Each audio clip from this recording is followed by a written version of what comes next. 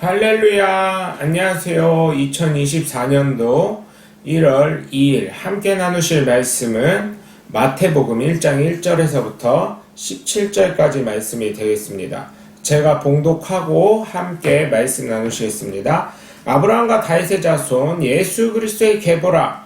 아브라함이 이삭을 낳고 이삭은 야곱을 낳고 야곱은 유다와 그의 형제들을 낳고 유다는 다말에게서 베레스와 세라를 낳고 베레스는 헤스본을 낳고 헤스본은 람을 낳고 람은 아비나답을 낳고 아비나답은 나손을 낳고 나손은 살몬을 낳고 살못은 라합에게서 보아스를 낳고 보아스는 루색에서 오벳을 낳고 오벳은 이셋을 낳고 이셋은 다윗왕을 낳았느니라. 다윗은 우리아의 아내에게서 솔로몬을 낳고 솔로몬은 르호보암을 낳고 르호보암은 아비야를 낳고 아비야는 아사를 낳고 아사는 여호사밧을 낳고 여호사밧은 요람을 낳고 요람은 우시야를 낳고 우시야는 요담을 낳고 요담은 아하스를 낳고 아하스는 히스기야를 낳고 히스기야는 므낫세를 낳고 므낫세는 아몬을 낳고 아몬은 요시야를 낳고 바벨론으로 사로잡혀갈 때 요시야는 여고네아와 그의 형제들을 낳으니라. 바벨론으로 사로잡혀간 후에 여고네아는 스알디엘을 낳고 스알디엘은 수룹바벨을 낳고 수룹바벨은 아비웃을 낳고 아비웃은 엘리야김을 낳고 엘리야김은 아소르를 낳고 아소르는 사독을 낳고 사독은 아킴을 낳고 아킴은 엘리웃을 낳고 엘리웃은 엘르아사를 낳고 엘르아사는 마단을 낳고 마단은 야곱을 낳고 야곱은 마리아의 남편 요셉을 낳았으니 마리아에게서 그리스도라 칭하는 예수가 나시니라. 그런즉 모든 대수가 아브라함부터 다윗까지 14대요 다윗부터 바벨론으로 사로잡혀갈 때까지 14대요 바벨론으로 사로잡혀간 후부터 그리스도까지 14대니라. 아멘. 어느 시골 교회에 수줍음 많기로 소문난 K 집사가 어느 날 구역 식구들과 함께 봉사활동을 나가게 되었는데 확실하고 믿음 좋기로 소문난 K 집사는 대표 기도를 하게 되었습니다. 떨리는 가슴으로 앞에 나가서 마음을 가다듬고 기도하기 시작했는데 기도는 너무나 간절했고 은혜가 넘치고 있었습니다. 그런데 너무 긴장했을까요? 기도를 끝내기 위해 예수님의 이름으로 기도를 마쳐야 되는데 K 집사는 그만 예수님의 이름이 떠오르지 않아 침묵이 계속되면서 K 집사는 얼굴이 빨개지게 되었습니다. 그리고 모두들 주여 주여만 계속하고 있었습니다. 풍랑을 만났을 때 물 위를 걸으신 그분의 이름으로 기도합니다. 아멘 이라고 이렇게 기도를 끝맺었다고 합니다. 저는 이야기를 들으면서 깨달은 것은 자신의 책무를 언제나 어떻게든 끝까지 책임을 다했다는 것입니다. 그리고 잊을 수도 있지만 예수님의 역사하심을 증거하면서 살아가고 있다는 것을 보았을 때 우리 역시 예수님의 어떤 분인지 깨닫고 믿고 나가야 한다는 것을 깨닫게 되었습니다. 저와 여러분은 예수님을 바로 나의 구세주가 되심을 믿으시고 내가 예수님을 온전히 믿을 때 세상에서 일어나는 기적이라는 것이 기적이 아니라 순종할 때 나타나는 하나님의 은혜이심을 믿고 예수님을 온전히 믿고 나아가시길 주 예수 그리스도 이름으로 간절히 축원합니다. 여러분, 족보를 만드는 이유는 무엇입니까? 바로 혈통을 나타내기 위한 것이지요. 그래서 족보는 예전에는 무슨 그 정한수라고 하죠. 정한수를 떠놓고 2번 절을 하고 그 다음에 그 족보를 꺼내서 읊어줬다는 얘기가 있을 정도로 정말 소중히 여기는데 지금은 이제 저도 그렇고 족보에 대해서 중요성을 많이 모르게 됩니다. 그래서 여러분, 그럼에도 불구하고 성경에 이렇게 족보가 나타났다는 것은 혈통으로 얼마나 예수님이 중요하신 분인지 나타나는 것뿐만 아니라 물론 혈통이 이어받으시진 않았지만 그래도 요셉의 다윗의 가문 아브라함의 가문에 태어나게 되신 하나님의 역사 언약을 이루신다는 말씀에 기초하여 된 것이니 저와 여러분은 예수님이 하나님의 귀한 역사하심의 증거이심을 믿어야 될 줄 믿습니다. 예수님의 족보를 보시면 특별히 5명의 여인이 나옵니다. 그런데 이상한 것은 예수님이 사시던 그 당시에 여인은 사람으로 취급하지 않았습니다. 그럼에도 불구하고 5명의 여인이 예수님의 족보에 등장하면서 예수님의 혈통에 들어가는 놀라운 은혜와 역사가 있음을 우리는 알 수가 있습니다. 그래서 이 5명의 여인이 어떤 삶을 살았는지를 통해 우리가 그들의 믿음을 배우고 따라가길 바랍니다. 첫 번째로 3절을 보시면 유다는 다말이라는 여인이 나옵니다. 이 여인은 자신의 책임을 다했습니다. 유다는 자기의 자녀들이 자꾸 죽어가니까 다말에게 막내 아들을 주려고 하지 않았어요.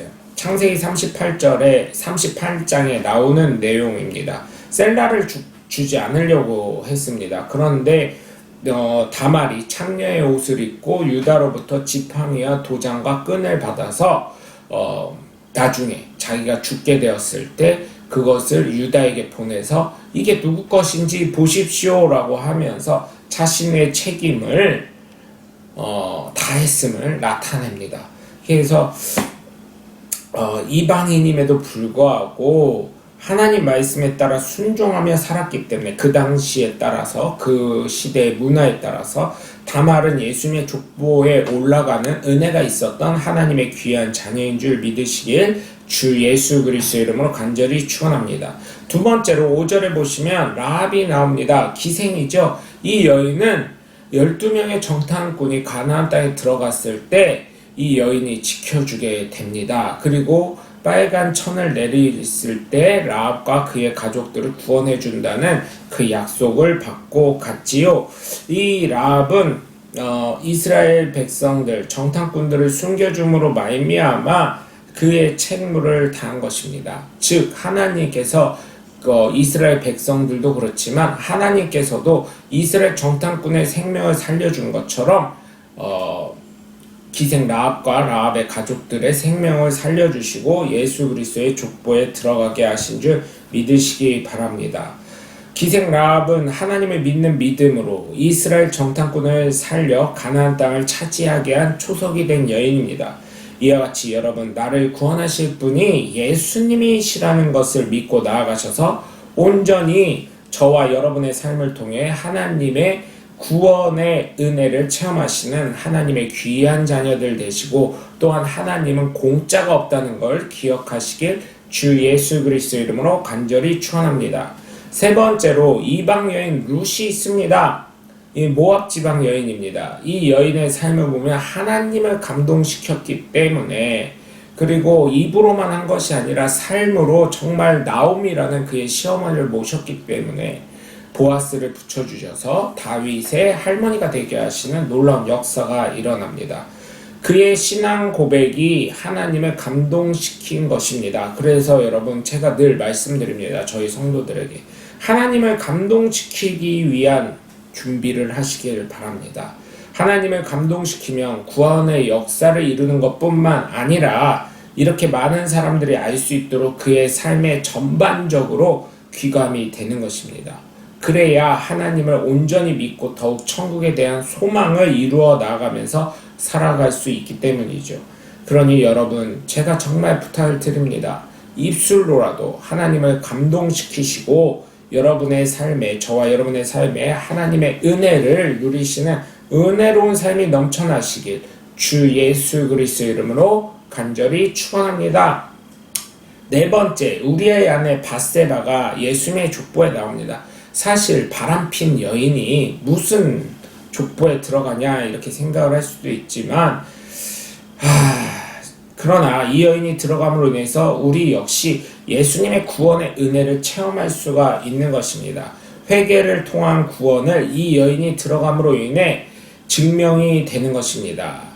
여러분 회개해야 하는 이유는 점도 없고 흠도 없고 티도 없어야 할 사람을 만들어주는 것이기 때문입니다. 이것이 가능하냐? 나는 죄인된 인간으로 할 수 없지만 예수님이라면 하실 수 있기 때문에 여러분 우리는 진정한 회개를 해야 되는데 이 진정한 회개라는 것은 하나님께 물론 기도하는 것을 포함하지만 그것도 있지만 예수님도 말씀하셨잖아요. 성전에 네가 헌금을 하려고 하거든 어떻게 해요? 다툰 형제가 생각나거든 그와 화해해라. 네가 재판장에 넘겨질 수도 있다 이런 말씀을 하신 것처럼 진정한 회개는 하나님께 회개하는 기도도 있지만 용서의 기도도 있지만 내가 잘못한 사람에게도 용서를 구하여서 용서받을 수 있는 하나님의 진정한 사람들 되시길 주님의 이름으로 간절히 축원합니다.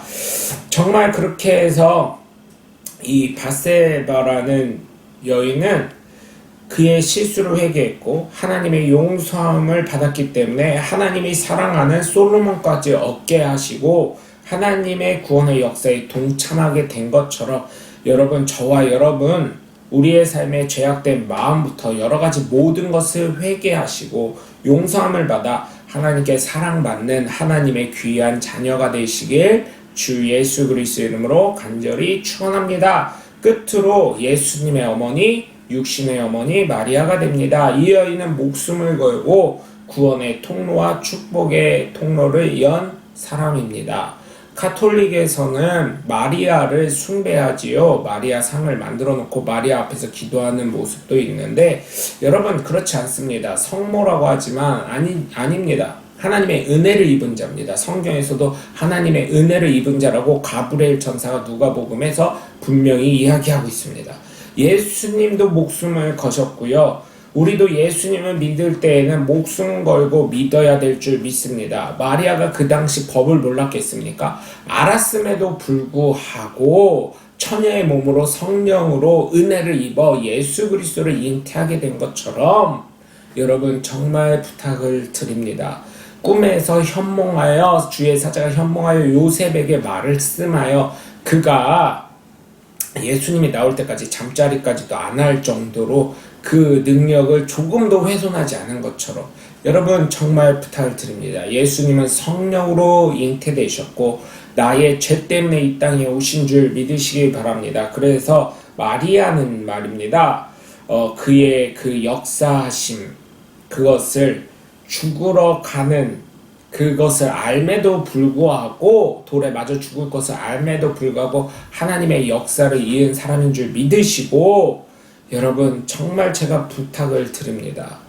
예수님이 이 땅에 오게 한 육신의 통로가 된 것처럼 저와 여러분은 믿지 않는 많은 사람에게 믿음의 가교 역할을 잘 해야 될 줄 믿습니다. 그래서 정말 부탁을 드리는데, 예수님이 생명을 걸고 이 땅에 오신 것처럼 저와 여러분은 그 생명을 헛되게 쓰지 않고 바르게 사용하여 하나님의 나라에 저와 여러분 그리고 믿지 않는 많은 분들을 구원시키는 믿음의 가교가 되시길 주 예수 그리스도의 이름으로 간절히 축원합니다. 어쩌면 무모해 보이고 눈앞에 보이지 않는 것 같은 일들이 있지만 오늘 본문에 있는 5 여인은 자신의 생명을 걸고 하나님을 믿으며 말씀에 순종하며 구원의 은혜를 이루고 예수님의 길을 예비한 것처럼 우리 모두 구원의 길이신 예수님을 믿고 순종하며 우리의 삶 가운데 하나님의 살아계심을 나타내시는 하나님의 귀한 자녀들이 다 되셔서 우리의 이름이 생명책에 기록이 되어 구원을 이루게 하시는 하나님의 은혜를 입은 하나님의 귀한 자녀들이 다 되시길 주 예수 그리스도의 이름으로 간절히 축원합니다. 저는 대전 침례교회 매운성 목사였습니다. 한 해도 늘 하나님의 은혜가 충만하시길 바라며 오늘 함께 해주셔서 감사합니다. 저는 대전 침례교회 매운성 목사였습니다. 감사합니다. 샬롬.